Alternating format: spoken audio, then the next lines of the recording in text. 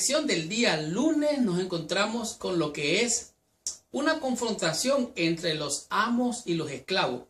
Y cuando digo una confrontación, estoy haciendo una comparación entre lo que eran los amos y lo que eran los esclavos. En otras palabras, la confrontación de ellos. ¿Cuál debería de ser la conducta del uno para con el otro? ¿Cómo deberían de comportarse? Esta es una extensión de la lección del día de ayer. Aquí podemos ver claramente cuál es la posición del apóstol Pedro. Dice, una lectura cuidadosa de Primera de Pedro, capítulo 2, del versículo 18 al 23, revela que en vez de ser un apoyo a la esclavitud, el texto provee consejos espirituales sobre cómo pensar en las circunstancias difíciles en que en ese tiempo no podían ser cambiadas. En otras palabras, si alguien venía a la fe siendo esclavo, no iba a buscar cómo escaparse porque ahora era libre en Cristo. Si alguien era un siervo, o sea, que servía de alguna manera, no iba a tratar de rebelarse porque ahora ya no tiene que ser siervo, ahora es libre en Cristo. Esto hay que tener mucho cuidado. Me encanta lo que dice en este día la lección, pero más que eso me encanta lo que la Biblia dice con relación a lo que este día nos enseña la lección. Dice así, versículo 13 de Primera de Pedro, capítulo 2, dice así, por causa del Señor someteos a toda institución humana, ya sea al rey como al superior, ya a los gobernadores como por el enviado para castigo de los malhechores y alabanza de los que caen bien o hacen bien. Porque esta es la voluntad de Dios, que haciendo el bien hagáis callar la ignorancia de los hombres insensatos. ¿Cómo se cambia o se calla la voz de los insensatos? Haciendo el bien. Haciendo el bien, superando lo malo que hay, haciendo el bien. Este es un gran desafío, porque nosotros estamos acostumbrados a hacer lo malo. Por naturaleza, estamos vendidos al pecado. De tal manera que aquí nos dice, versículo 20, pues qué gloria es si pecando sois abofeteados y lo soportáis, mas si haciendo lo bueno sufrís y lo soportáis, esto ciertamente es aprobado delante de Dios. Así es que el apóstol nos está diciendo, para esto fuiste llamados, para hacer el bien. Ahora, aquí nos refiere a algo bien interesante. Si la palabra traducida aquí como criado o esclavo o siervo, es la palabra oiketes, que se refería a esclavos domésticos, o sea, que hacían labores en la casa.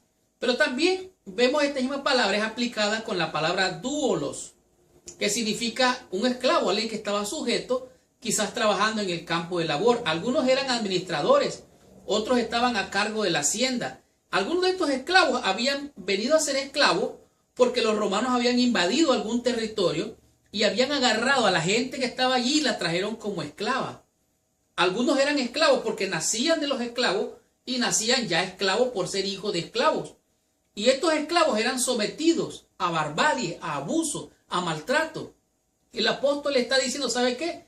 Esto realmente es terrible en el Imperio Romano. Pero saben, no importa, en el Imperio Romano habían estratos sociales. O sea, el que estaba ahí arriba, el otro, el otro, el otro, y abajo estaban los esclavos y los siervos. Pero aquí una posición legal bajo el control absoluto de sus amos, a quienes podían tratar bien o con crueldad. O sea, los amos podían tratar con crueldad a los esclavos. Ahora, es interesante notar de dónde surgían los esclavos.